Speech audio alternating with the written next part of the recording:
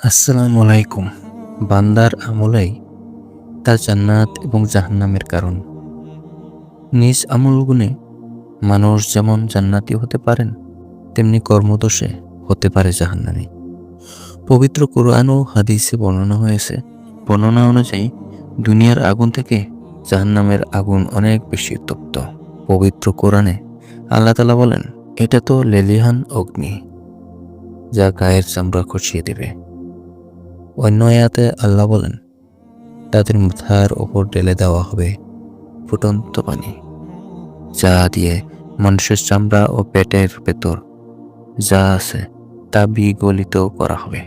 অন্য আয়াতে এসেছে, যারা আমার আয়াত প্রত্যাখ্যান করে আমি তাদের অগ্নিতে দগ্ধ করবই। যখনই তাদের চামড়া দগ্ধ হবে, তখনই এর স্থানে নতুন চামড়া সৃষ্টি করব, যাতে তারা শাস্তি ভোগ করতে পারে।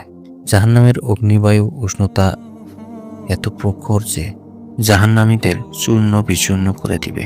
যে আগুন কোরআনের ভাষায় মানুষকে জীবিত থাকতে দেবে না, আবার মরতেও দেবে না। মহান আল্লাহ বলেন, তুমি কি জানো সাকার কি? তা অক্ষতও রাখবে না, আবারও ছেড়েও দিবে না, মানুষকে দগ্ধ করবে। জাহান্নামের ছায়া রয়েছে, তবে সে ছায়া কাউকে শীতল করবে না। জাহান্নামীরা জাহান্নামের আযাবে অতিষ্ঠ হয়ে সে ছায়ার দিকে ছুটবে।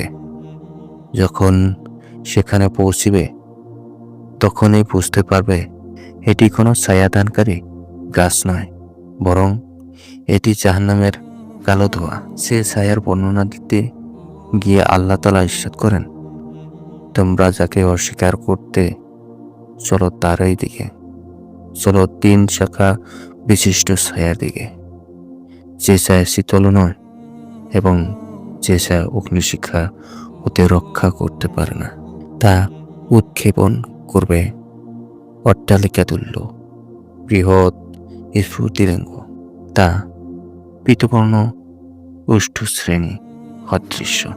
সেই দিন দুর্ভোগ মিথ্যারোপকারীদের জন্য আল্লাহ তাআলা জাহান্নামের আগুন প্রজ্বলিত রাখার জন্য অত্যন্ত রুগ্ন, নির্দয় এবং কঠোর স্বভাব সম্পূর্ণ ফেরেশতা নিযুক্ত করেছেন।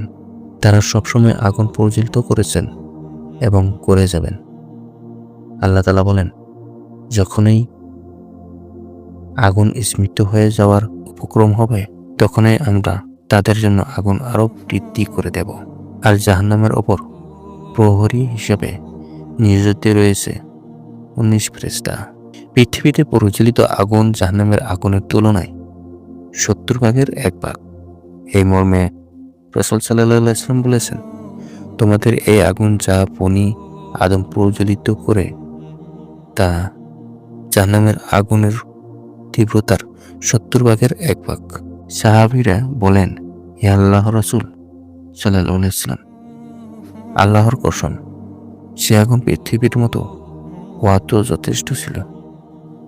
তখন তিনি বলেন, তাকে দুনিয়ার আগুনের চেয়ে 69 গুণ অধিক উত্তপ্ত সম্পূর্ণ করা হয়েছে, আর তার প্রত্যেকটি ভাগ দুনিয়ার আগুনের মতো উত্তপ্ত সম্পন্ন হবে।